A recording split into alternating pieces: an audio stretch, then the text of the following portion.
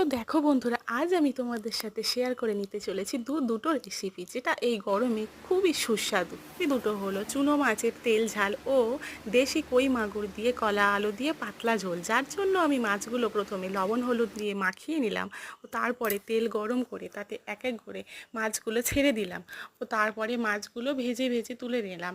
একই সাথে চুনো মাছগুলোও আমি ভেজে তুলে নিলাম।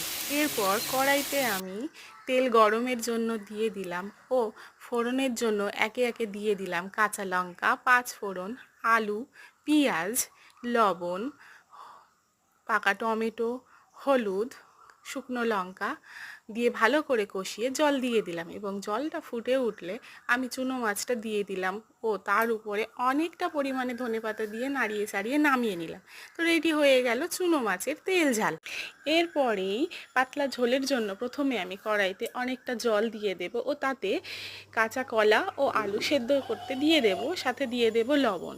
সবজিটা সেদ্ধ হয়ে গেলে নামিয়ে নেব। তাতে তারপর কড়াইতে দিয়ে দেব কাঁচা লঙ্কা, পাঁচ ফোড়ন, জিরে মরিচ বাটা, টমেটো, লবণ, হলুদ দিয়ে ঝোলটা দিয়ে দেব ও তারপরে ঝোল ফুটে উঠলে মাছগুলো একে একে দিয়ে ভালো করে নাড়িয়ে চাড়িয়ে আবারও ঝোলটা ফুটে উঠলে নামিয়ে নেব। দেখো কি